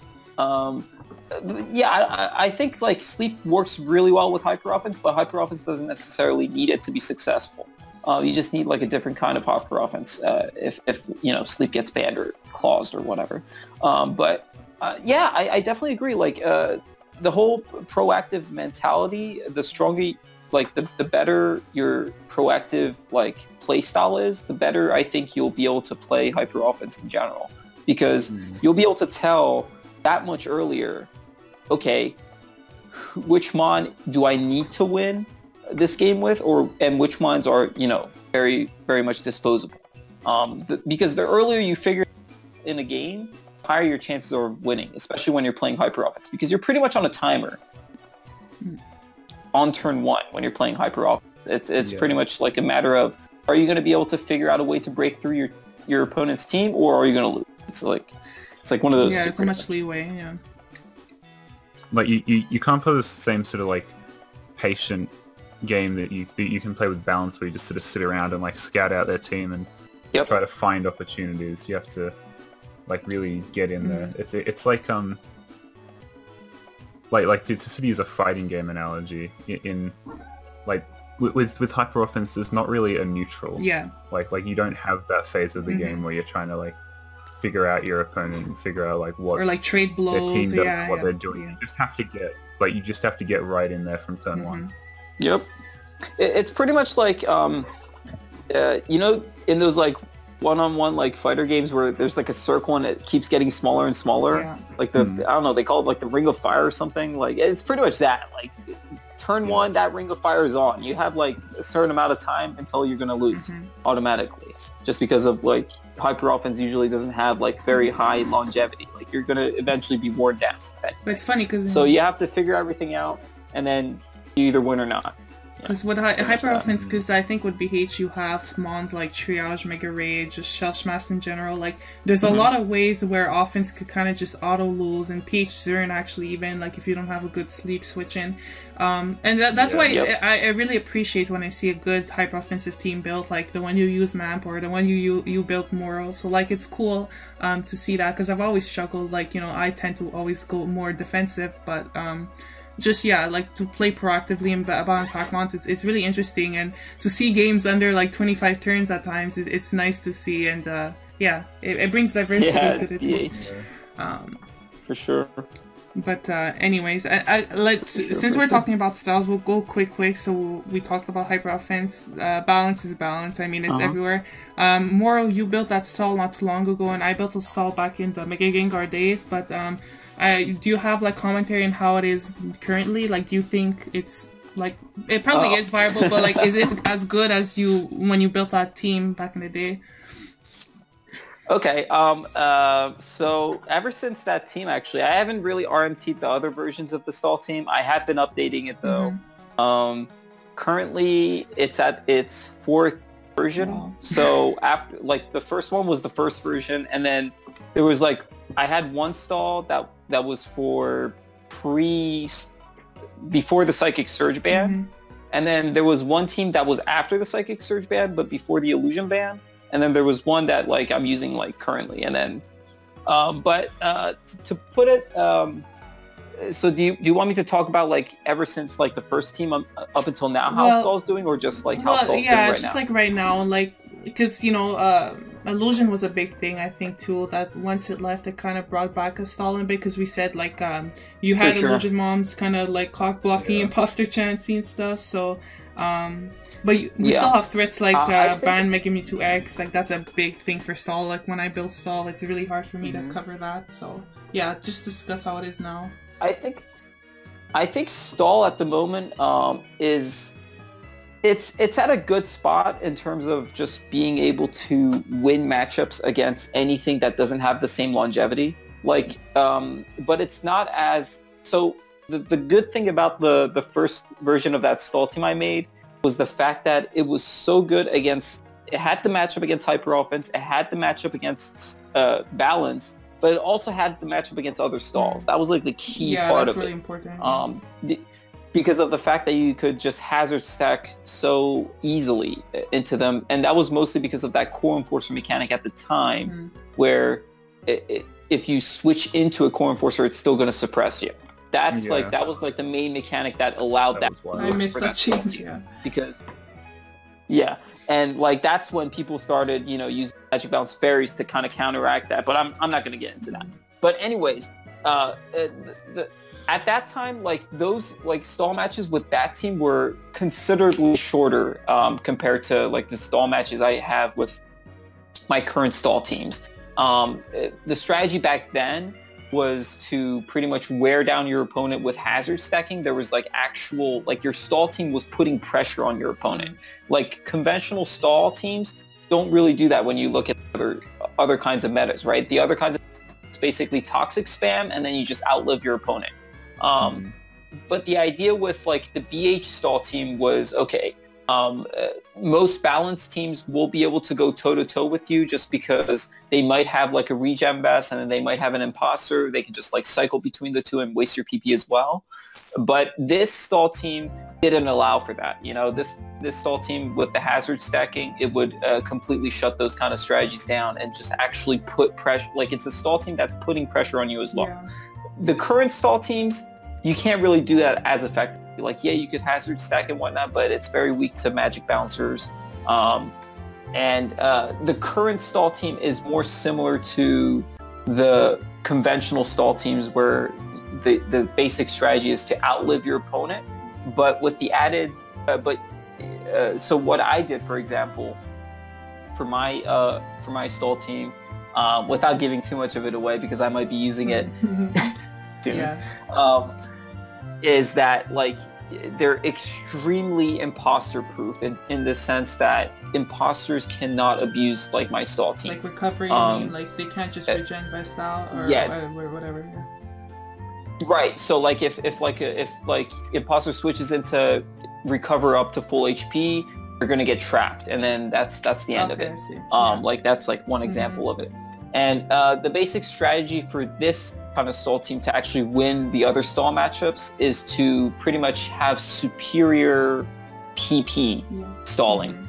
So it's a very drawn out match if you go into the stall matchup currently. Like stall versus stall is pretty much a matter of I hate that, hey, do you have hazard stacking? If you don't, if both teams have good hazard control, which team has superior PP or if and that's pretty much the strategy. Or which stall has the Shedinja, because Shedinja, I really like it on stall currently too.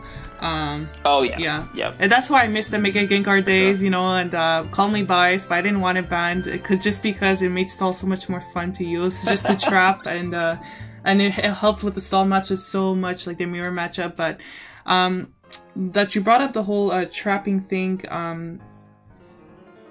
like we kind of covered it too, like how improves nowadays, where it's more or less not so like that the improve is gonna KO the imposter straight out, but just the whole aspect of PP stalling where you see anchor shot on, like we said, Primal Groudon or Ho-Ho, and I think that's pretty interesting too, where the whole aspect of how to deal with imposter, not necessarily by, you know, back in the days it was like your Mega Gengars or whatever, your PH sweepers, that was your only means of improving, but now we're starting to see, and you know, running other mons to improve was always common as well back in the days too, but I think we're seeing it more so nowadays, where your setup sweeper could not improve itself, but you know, you always have that mon in the back, or have another mon just trap the imposter beforehand and just go ham afterwards. So it's pretty cool to see the dynamic shift or whatever in terms of imposter, how to deal with imposter in balance Hackmons, because that's like one of the top things whenever someone asks me like how to get into it. It's like you have to,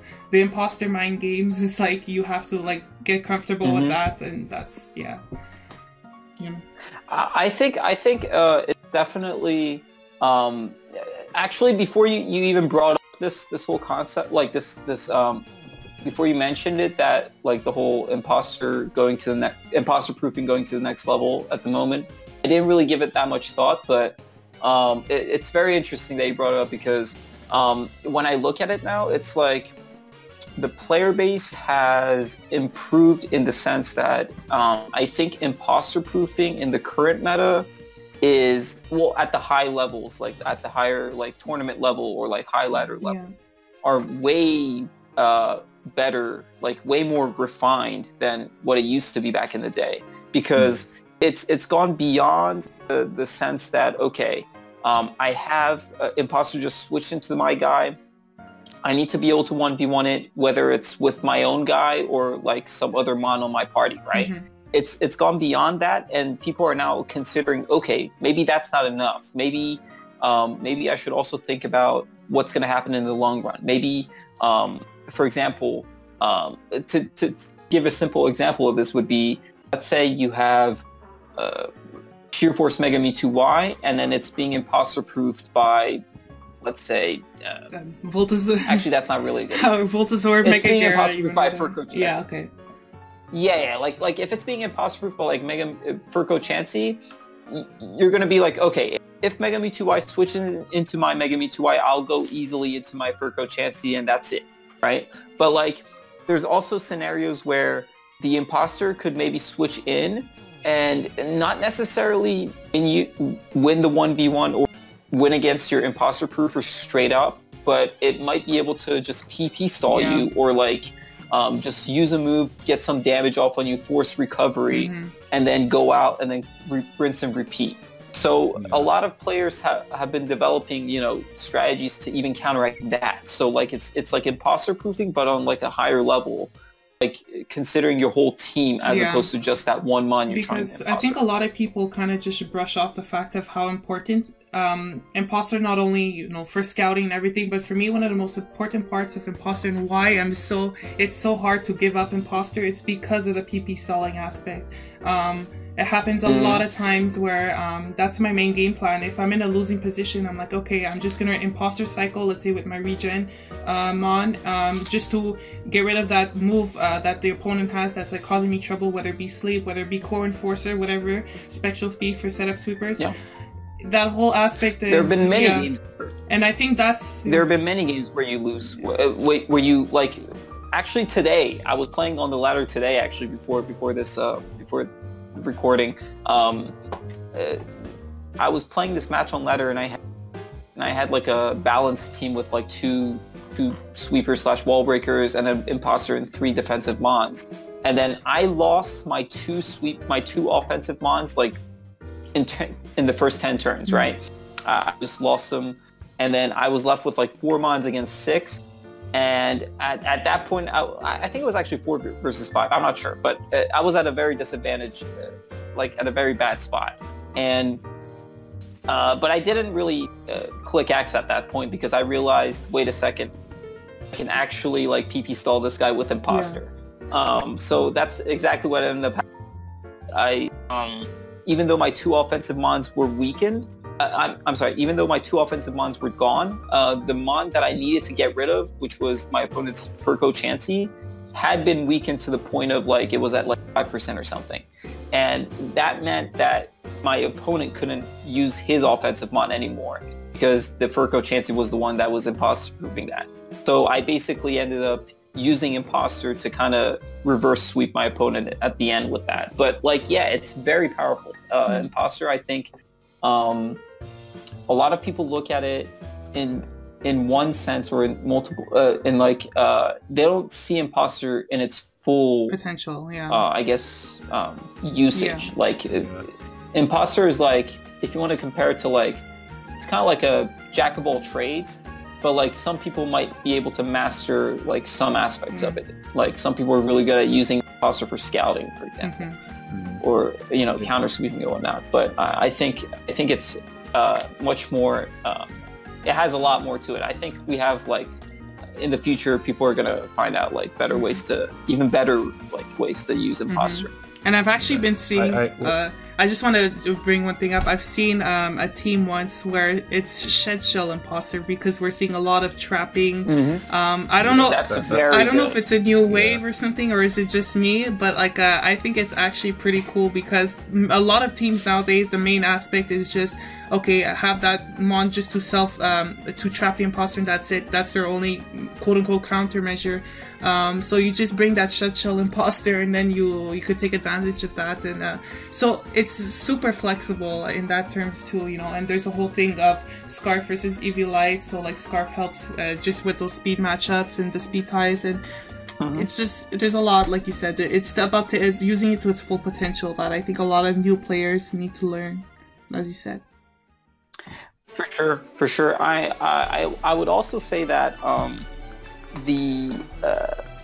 so for Scarf versus the Violet Imposter, I feel like Scarf would be very, very useful in the sense that it could by itself serve as like an anti-setup check if it weren't for belly burden sets. So I think if belly burden wasn't a thing in BA, I think people could decide, okay, people could actually decide to forego Prankster in favor of like Scarf Imposter instead, just because you could just U-turn into your Scarf Imposter and then be able to force that opponent out. But unfortunately, it's just that one set, you know, that one belly that's preventing Scarf Imposter from being able to do that. Yeah, just wanted to point that out. What I try to do a lot, like with teams that I build nowadays, is to just try and make it really hard for Imposter to heal. Yeah, and that's like, so important. That's always, like that's why I don't like Regenverse a lot. Like it's like really good, but then Imposter switches in, and you just feel like you just feel like such a dumbass. Yeah. Yeah. Whenever Imposter comes in on your best card, you're like, what the fuck am I doing? But what I do for people who who limit the imposter recovery is that I just bring my imposter and their imposter and just shore up. You know what I mean? So. But I understand what you mean. Like, I have that mindset too, where I kind of move away from Regenerator 2, or again, Strength Sap plus Magic Bounce is like a nice tech that I like using. Yeah. So in that aspect, yeah, like Imposter is always gonna. There's like. You could build your team. There's only so much I think you could do, like, to improve your team. I think there's always gonna be a way where Imposter's may not gonna counter sweep, but it's gonna either scout. Well, it always usually scouts, but like PP stalling is a big aspect, and generally having that fail safe. You know what I mean? Just to always rely on. I think that's why it's so important. Yeah. Imposter's always going to put in work no matter what game. Like you said, like even if it's Imposter's just like that. There's a reason why it's S rank in BH, and that's definitely, I think, when Mamp was like talking about versatility early on, like Imposter's just one set, but the one set is just so versatile because it covers really pretty much everything. Like, there's no other. It's not a mon per se, but there's no other factor in the metagame. Even Shedinja, even, you know, like we discussed before, Permagradon, like Imposter kind of encompasses all that is BH building, I think, you know, and that's what I like. That's what I like about Balanced Hackmons. It's all about, you know, being creative, new ways to kind of counteract like the more common, you know, trends and stuff. And that's why it's pretty cool. Yeah. We have to introduce back the I used to run back in the day Glare Spam plus Pikachu Imposter. That's super fun. But yeah, Pikachu's not a mon, so we don't have to discuss that. You should have invited QT to this I know, that's exactly why I mentioned it. But yeah, I think we covered mostly everything for the most part. I'm definitely excited for Gen 8 to come. I definitely like Gen 7 though, more than Gen 6, even though we didn't free chatter, which I'm sad, but like it's cool. Like I like the new things that Gen 7 brought, and yeah, it's cool to see. Same here. I can't complain. I think 7, in terms of just like how fun the meta is, I had a lot of fun with my stall team. Yeah, but like same. After that, it wasn't really. I think in terms of like in terms of fun, I think you'd have more fun playing Gen 6 generally. Like unless if you have like some sort of bias. Just because of the EVs. Like if you like a more fast paced, I definitely recommend Aura. Yeah, way more fast paced, way more like and there was like a lot more room for creativity in terms of like your team. I have to discuss with Flint. We need to ban Gengarite in that gen because it's not fun. Let's just say that. Yeah. Oh yeah, there were talks happening about it towards the end, but you know, Gen 7 came through and like those talks never happened. But yeah, like I think generally Gen 7 was like a pretty good. Like it had a really rough start. Like I actually quit the game. During like the whole CFZ. Oh yeah, and, like, but that was so broken. That Lepa Harvest, like Genesis Supernova, like Mega Mewtwo-Ys and all that like jazz, like floating around. Like you had like the malicious Moonsault, like assist spam, which was dealt with pretty quickly. But yeah, it was pretty rough at the start. But like I think it matured into like a pretty good meta. I think we're at a relatively stable spot right now. And I mean, like even without Sleep Ban or Sleep Clause, I still wouldn't be complaining too much, but I think a Sleep Clause is the right direction for the BH meta to go in. I think it's going to make it even better. But yeah, I think I'm also excited. I don't know what's going to happen in Gen 8. I hope those Let's Go Pikachu moves don't carry over. Oh my god, I was so scared when I found out that, you know, those moves existed, because it's like we already have Core and Force of Spectral Teeth. They're like broken moves, so like of course GameFreak is gonna come in with, you know, but yeah. Yeah, I'm not looking forward to cool, but like the 90 base power physical fire move that always burns. Oh my god, that would be so like, bad. It's like a sacred fire with like a burn chance. Like, come on, man. What is that one? But yeah, and then you have the like, Leech Seed one. Whatever. You have like water type Oblivion. Oh yeah, the Leech Seed one is like so nuts. Crazy. Like that move is ridiculous. You have like a dark type move that sets up Reflect and whatnot. Or the fairy one that is like Heal Bell too. Yeah, it's pretty cool. I think that would. Yeah, that would have been cool actually. That move is like the only reason that Let's Go BH is like even remotely. Oh my god, no. Wait, did they ban Sleep actually over there? Yeah, it is. Well, like there's a rule set for it and like 3 people play it. But that was... is it like on PS? It was... Like, is it on the PS server? It was, yeah, well, it was... I haven't played it in a while, but we used to just play it on like when Let's Go Hackmons was allowed, we just played it in there. But it was, for Leader's Choice, it was 1 month, actually. And that meta, let's not get started with setup spam. All it was is Shell Smash plus score. You have no safety like, legit, the only answer was I used Executor as an answer to setup because it was so busted, but yeah. Let's go. That's it. Venusaur, Mega Venusaur. Yeah, that's it. Those are the anyways. But so looking back, I don't think, you know, I'm biased about the whole trapping ban. I still have my reservations. Maybe Gengarite was kind of busted, but Magnet Pull, I was still iffy on it. But all the other bans were pretty warranted. So yeah, I don't think there's much to complain on my end. The only thing I'll say about Magnet ban was Magnet Pull. Magnet Pull was banned before Primal Groudon, right? Yes, yeah. Or was it the other way around? So at the time when we were doing Magnet Pull Suspect, Pidon was running around with, like, any kind of setup one. And like the conventional like sets at that time was like, you know, pretty much Mega Diancie plus Magnet Pull Pidon. You know, you just Volt Switch, something comes in, Pidon just gets rid of it, and then boom.